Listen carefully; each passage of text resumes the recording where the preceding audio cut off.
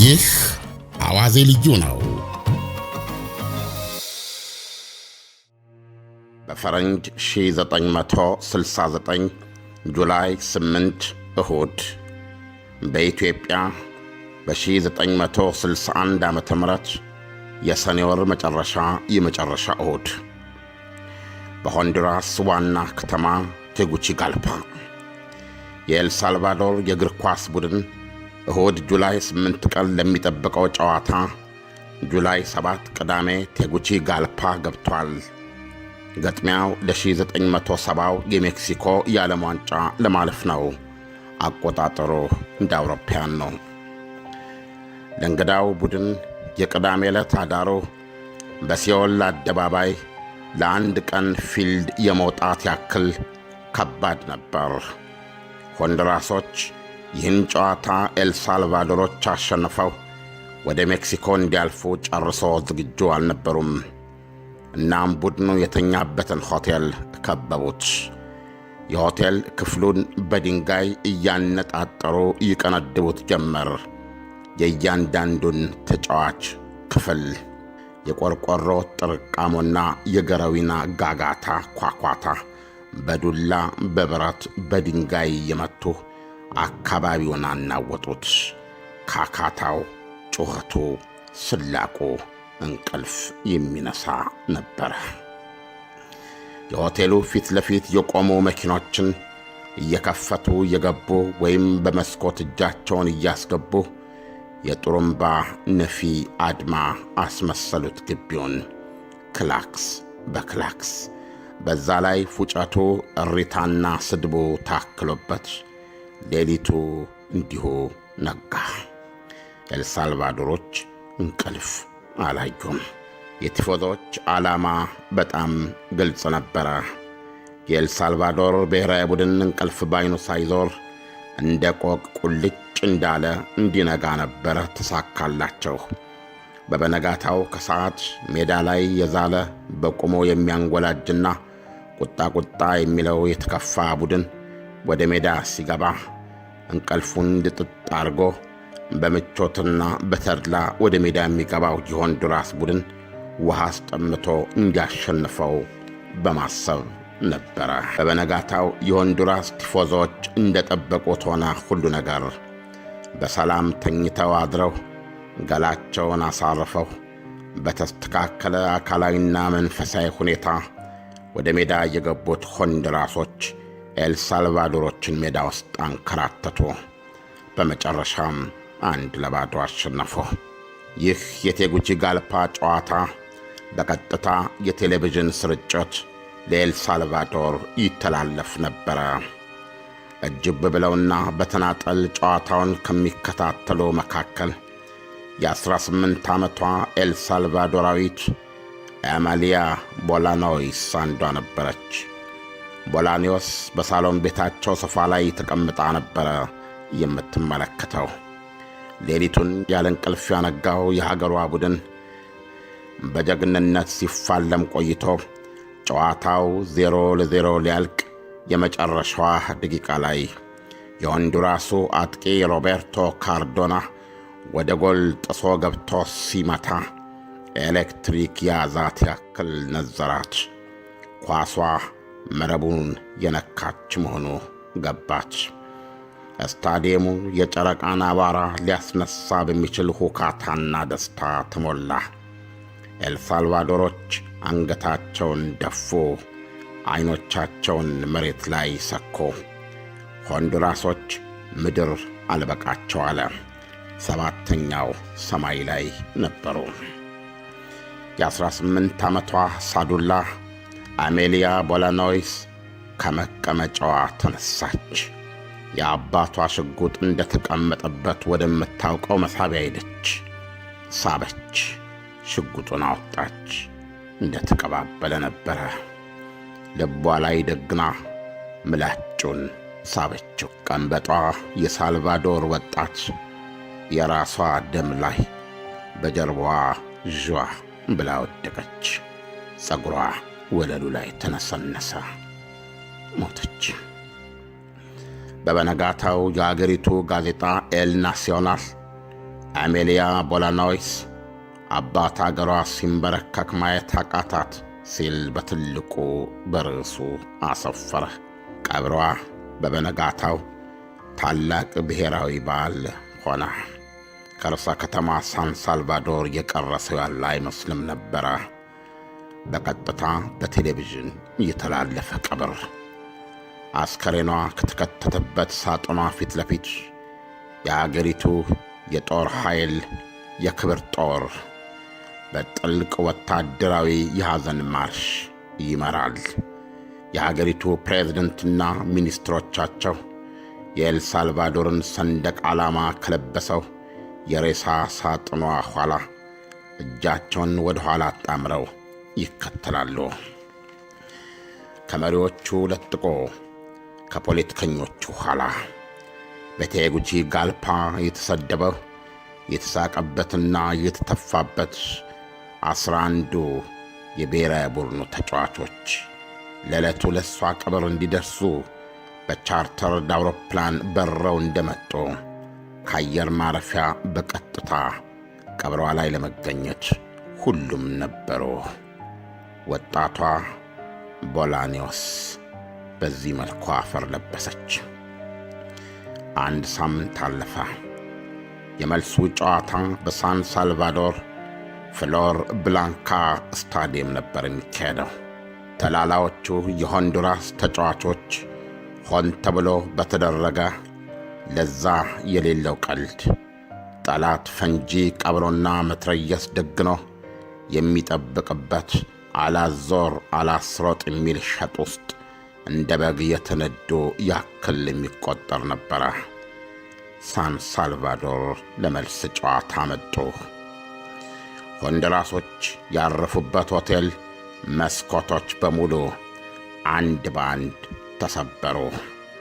ተጫዋቾች አልጋ ስር ወይም መታጠቢያ ቤት ካልሆነ በስተቀረ በሆቴል ክፍሎቻቸው ሆነው መሸሸጊያ አልነበራቸውም። አፉን በከፈተ መስኮታቸው በኩል ቁጥር ስፍር የሌለው የኤልሳልቫዶር ቲፎዞ የበሰበሱ እንቁላሎች፣ የተጨፈለቁ ቲማቲሞች፣ ድመት የተጠየፋቸው የሞቱ አይጦች እና ማንኛውም የሚገለማ ማሰሻ የመሳሰሉ ጨርቆች ሁሉ ተሞጀሩባቸው። ሆንዱራሶች እንቅልፍ ባይናቸው ሳይዞር ነጋ። የቀንበጧ አሜሊያ ቦላኖይስ ሞት እንደ ግርሳት ያንገበገበው የኤልሳልቫዶር ቲፎዞ የበቀል ጥሙ ስለተፈራ ኳስ ተጫዋቾቹ ወደ ተፋፋመ ውጊያ እንደሚክተፈተፍ ነበልባል በኤልሳልቫዶር አንደኛው ሜካናይዝድ ክፍለ ጦር ብረት ለበሶች ተከተው ወደ ስታዲየሙ ተነዱ። ከሆቴሉ እስከ ስታዲየሙ የአሜሊያ ቦላኖይስን ፎቶግራፍ ከፍ አድርጎ ያነገበው የቲፎዞ ማዕት የሆንዱራስ ተጫዋቾችን በየእጁ ተናጥቆ ሊገድላቸው ያስፈስፋ ከመሆኑ አንጻር የብረት ቆብ የደፋውና ጠመንጃውን የደገነው የክፍለ ጦሩ ሰራዊት እንደ ግድግዳ በተጫዋቾቹና በተቆጣው ቲፎዞ መሃል ተገሸረ።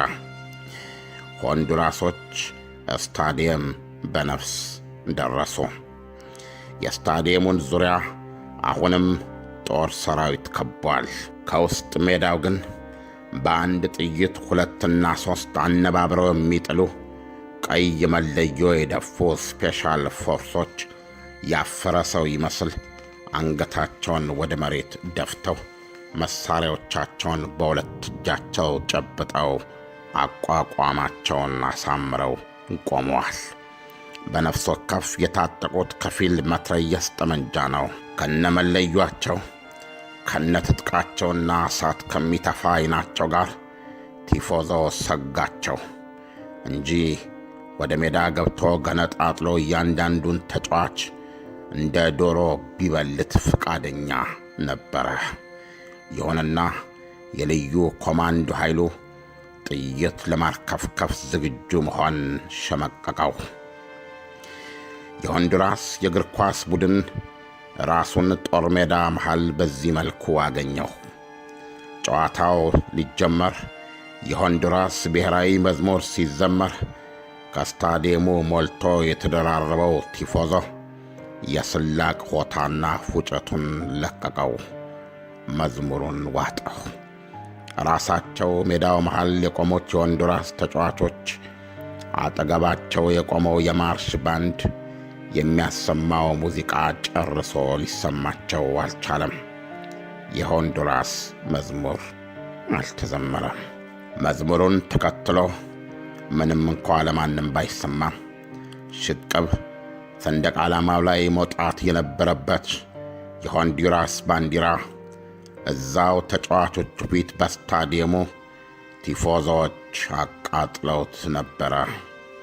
በምትኩ የሆነ ቆሻሻ፣ የሆነ ቡቱቶ፣ የሆነ ማሰሻ የመሰለ ጨርቅ በሆንዱራስ ባንዲራ ምትክ ከፍ ብሎ ተውለበለባ፣ ተዝለፈለፈ ማለቱ ይቀላል። ዳኛው ጨዋታውን በፊሽካ ካስጀምሩበት ደቂቃ ጀምሮ ሆንዱራሶች ልብ ውስጥ በመንፈስም በአካልም የሚመላለሰው ሌላ ነበረ። ከዚህ ስታዲየም እንዴት በነፍስ መውጣት ይቻላል እንጂ እንዴት ተጫውተን እናሸንፋለን አልነበረም። የቡድኑ አሰልጣኝ ሜዳው ዳር ተንበርክከው ሲጸልዩ ያዩአቸው ሆንዱራሶች ምን ያህል ፍራቻ አልባ ልበኞች ናቸው። በዚህ መሃል ለማሸነፍ የቆረጡ እልኸኞች ናቸው ብለው ያሰቡ ነበሩ። ጊዜው ካለፈ በኋላ እውነቱን የተናገሩት የሆንዱራስ አሰልጣኝ ማሪዮ ግሬሪን ነበሩ። ያንን ጨዋታ በመሸነፋችን ከልክ በላይ ዕድለኛ ነበረን ብለዋል። በሌላ አነጋገር ይኸው ተርፈን ታሪክ ለመናገር በቃን ማለታቸው ነበረ። ኤልሳልቫዶርን አሸንፈው ቢሆን ኖሮ በደንባራ በቅሎ ቃጭል ተጨምሮ ይሆንና የሚሆነውን መገመት ያስቸግር ነበረ። በእርግጥም እንኳን አላሸነፉ። በሜዳው 90 ደቂቃዎች ተቆጠሩ። ሆንዱራስ 3-0 ተረመረመች። የመጨረሻው ፊሽካ እንደተነፋ ተጫዋቾቹ ካሉበት ንቅንቅ እንዳይሉ ተደርጎ በልዩ ኃይሎቹ ታጅበው ቀደም ሲል ከሆቴላቸው ወደ ስታዲየም በመጡባቸው ብረት ለበሶች ውስጥ እንዲገቡ ተደርጎ በጦር ሰራዊት ግራና ቀኝ አጀብ በቀጥታ ወደ አየር ማረፊያ በመሄድ በረው እንዲወጡ ተደረገ። በጣም ዕድለኞች ነበሩ። ቲፎዞቻቸው ግን ዕድለኞች አልነበሩም። በነፍስ ወከፍ በሚባል ደረጃ እርግጫና ጡጫ እየደረሳቸው መኪናዎቻቸውን እያስነሱ ወደ መጡበት ድንበር ነዱ። ሁለት ቲፎዞዎች ግን ዕድለኞች አልነበሩም። እዚያው ተገደሉ። በሀያዎች የሚቆጠሩ ቲፎዞዎች ለሆስፒታል ተዳረጉ። በብዙ መቶ ከሚቆጠሩ የቲፎዞዎች መኪናዎች መካከል 150ዎቹ እንደ ጧፍ ነደዱ። የኤልሳልቫዶር ቲፎዞዎች እሱን እየሞቁ ድላቸውን አከበሩ። ከጥቂት ሰዓታት በኋላ ከጨዋታው ፍጻሜ ጥቂት ሰዓታት በኋላ ሁለቱ አገሮች በጋራ የሚዋስኑበት ድንበር ተዘጋ። ሪዛርድ ካፑቺንስኪ ይህን የምትሰሙትን ታሪክ የጻፈ ፖላንዳዊ ነው። በመጽሐፍ መልክ ነው ያቀረበው። ግራ ክንፈኛ ጋዜጠኛ ነው። የፖላንድ የፕሬስ ኤጀንሲ ብቸኛ የውጭ ዜና ዘጋቢ ነው። ለ50 አገሮች የተመደበ ብቸኛ የፖላንድ የዜና አገልግሎት ዘጋቢ ነው። በላቲን አሜሪካ በኳስና በፖለቲካ መካከል ልዩነቱ አይታወቅም። ብሔራዊ ቡድናቸው ከመሸነፉ የተነሳ ከስልጣን የተወገዱ መንግስታት ብዙ ናቸው። የተሸናፊው ቡድን ተጫዋች በሀገራቸው መገናኛ ብዙሃን እንደ ሀገር ከዳተኛ ተቆጥረው ይወገዛሉ፣ ይጠለጠላሉ። ለካፑቺንስኪ እነዚህን ታሪኮች ያወጋው የላቲን አሜሪካ ጋዜጠኛ ሉዊስ ነበረ። የሆንዱራስና የኤልሳልቫዶር የመልስ ጨዋታ 3-2 አብቅቶ የሁለቱ አገሮች የጋራ ድንበር መዘጋት እንደተዘገበ ካፑቺንስኪ ሉዊስን ወደ ሆንዱራስ ልብረር እንዴ ወሬ ይኖራል ሲል ጠየቀው። ቀደም እንዳልኳችሁ ከ1969 ጀምሮ የፖላንድ ፕሬስ ኤጀንሲ ብቸኛ የባህር ማዶ ዘጋቢ ሆኖ የተመደበ ግራ ክንፍ ጋዜጠኛ ነው ሪዛርድ ካፑቺንስኪ። አድማጮች፣ ካፑቺንስኪ ቀደም እንዳልኳችሁ አንድ ለእናቱ የሶሻሊስት ፖላንድ ፕሬስ ኤጀንሲ የባህር ማዶ ዘጋቢ መሆኑ ብቻ ሳይሆን የሚያስገርመው ሥራውንም እንዲሠራ የተመደበው በ50 አገሮች ውስጥ እየተዟዟረ ነው። አዎ ያዋጣል፣ ሂድ አለኝ የላቲን አሜሪካው ጋዜጠኛ ይላል ካፑቺንስኪ። የሆነ ነገር መፈጠሩ አይቀርም አለኝ ብሏል። ካፑቺንስኪ እሁድ ምሽቱኑ ተነስቶ በበነጋታው ሰኞ ጠዋት የሆንዱራስ ዋና ከተማ ቴጉቺጋልፓ ገባ። አመሻሹ ላይ አይን ያዝ ማድረግ ሲጀምር ጀንበር ስታዘቀዝቅ አንዲት የጦር ጀት በቴጉቺጋልፓ ሰማይ ላይ አልፋ ሄዳ ቦምብ ስትጥል ተሰማ። ፍንዳታው ለሁሉም ይሰማ ነበረ። በከተማዋ አቅራቢያዎች የከበቡት ተራሮች ድምፁን በገደል ማሚቶ ስላርገበገቡት አገሬው ተከታታይ ቦምብ እየተጣለ ነበር የመሰለው። ከተማዋ በፍርሃት ራደች። ሰው ሁሉ ወደ ቤቱ ተራወጠ። መደብሮች ተዘጉ። አሽከርካሪዎች መኪኖችን መሃል እያቆሙ እግራቸው ወዳልደረሰው አቅጣጫ ሮጡ። አንዲት እናት የመንገዱን ዳር ተከትለው ልጄን እያሉ ይሮጣሉ። ከዛ ጭጭ ያለ ዝምታ ከተማዋን ዋጣት። ምንም የሚነቃነቅ ነገር አልነበረም። ከተማዋ ድንገት እንደ ሰው ራሷን አንቃ የገደለች መሰለች። መብራት ድርግም አለ። ካፑቺንስኪም ወደ ሆቴሉ ሮጦ ሄዳ ጨለማ የክፍሉን በር በርግዶ ገባ። አንድ ሌጣ ወረቀት መዘዘና ለታይፕራይተሩ አጎረሰው። በዛች ሰዓትና ሁኔታ በቴጉቺጋልፓ የነበረ ብቸኛ የውጭ አገር ጋዜጠኛ እሱ መሆኑን ያውቅ ነበር። ዓለም በወርሶ በኩል ዜናውን ከእሱ እንዲሰማ ቸኮለ። ይሁንና ክፍሉ በጨለማ የተዋጠ ስለነበረ እንዴት ይጻፍ? ከክፍሉ ወጥቶ በዳበሳ ደረጃውን እየዳበሰ እየተደናበረ ወደ እንግዳ መቀበያ ዴስክ በመሄድ ሻማ ተዋሰ። እንዳመጣጡ በዳበሳ ደረጃውን ወጥቶ ክፍሉ ገባና ሬዲዮኑን ከፈተ። የአገሪቱ ሬዲዮ ኤልሳልቫዶር በሆንዱራስ ላይ ጦርነት መጀመሯን በተመለከተ ከመንግሥት የተሰጠ መግለጫ እያነበበ ነበረ። ልክ በዚህ ሰዓት አንድ ሰው ከውጭ ከጎዳናው ላይ አፓጋ ላሉዚ እያለ መጮህ ጀመረ። መብራቱን ሁሉ አጥፉ ማለቱ ነበረ። ካፑቺንስኪ የክፍሉን ቢል ብርሃን ምንጭ ሻማዋን በአንድ ትንፋሽ እፍ ብሎ ደረገማት። ይሁንና አሁንም ክብሪት እየጫረና እያንዳንዷን የታይፕራይተር ቁልፍ እያየ ዜናውን መተየቡን ቀጠለ። ሪፖርቶች እንደሚሉት በሁለቱ የጋራ ድንበሮች ላይ የከፋ ውጊያ እየተካሄደ ነው። የሆንዱራስ ጦር በሳልቫዶር ሰራዊት ላይ ከባድ ጉዳት እያደረሰ ነው። መንግሥት ሕዝቡን የተወረረ ሀገሩን እንዲያድን ጥሪ ሲያደርግ፣ የተባበሩት መንግሥታት ደግሞ ወረራውን እንዲያወግዝ አሳስቧል። አገሬው ለካ ከጠዋት ጀምሮ ምሽግ እየቆፈረ መንገድ መዝጊያ ደንቃራ በየቦታው እያስቀመጠ ቀለብ እየገዛ ሲዘጋጅ ቆይቷል። የተደራጁ ወጣቶች በየግንቡና በየአጥሩ ላይ መፈክሮች እየጻፉ ነው የዋሉት። በግጥምም አሸብርቀዋቸዋል።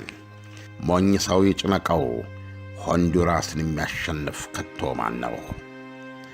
ሰዎች ጠመንጃ አንሱና እንሂድ፣ ሳልቫዶሮቹን እናስወግድ። ከእነሱም መካከል በዜሮ መሸነፋችንን እንበቀላለን የሚሉ መፈክሮችም ነበሩ። ሳልቫዶርና ሆንዱራስ የማዕከላዊ ላቲን አሜሪካ አገሮች ጣልቃ ገብተው እስኪገላግሏቸው ድረስ ለ100 ሰዓታት ያህል ተዋጉ። ከሁለቱም 6,000 ሰዎች ሞቱ። ከ12,000 በላይ ቆሰሉ። 50,000 ያህል ሰዎች ቤትና የእርሻ ቦታ አጡ። ኤኳዶርና ሆንዱራስ የማዕከላዊ ላቲን አሜሪካ አገሮች ጣልቃ ገብተው ጦርነቱን እስካስቆሙት ድረስ ለ100 ሰዓታት ያህል ተዋጉ። ከሁለቱም 6,000 ሰዎች ሞቱ። ከ12,000 በላይ ቆሰሉ። 50,000 ያህል ሰዎች ቤትና እርሻቸውን አጡ። በርካታ ሰፈሮች ወደሙ። የዓለም ዋንጫ ኃላፊውን ለመለየት በሦስተኛ ጨዋታ እንግዲህ የተሻለ ውጤት ባመጣው በሚል ነው የማለፍ ዕድላቸው ቀጥተኛ ሆኖ ሳይሆን የተሻለ ሦስተኛ በሚለው ያስተላለፍ ዘዴ ሊሆን ይችላል። ብቻ ለሦስተኛ ጊዜ የማጣሪያ ጨዋታ ማድረግ ነበረባቸው። በሜክሲኮ አገር በገለልተኛ ሜዳ ነበር የተካሄደው። በውጤቱም ኤልሳልቫዶር 3-2 አሸንፋ ወደ ሜክሲኮ የዓለም ዋንጫ አላፊ ለመሆን ችላለች። ለ1970 የሜክሲኮ የዓለም ዋንጫ ሶከር ዎር የእግር ኳስ ጦርነት። ይህ አዋዜ ልዩ ነው። ላይክ፣ ሼር፣ ሰብስክራይብ ያድርጉ።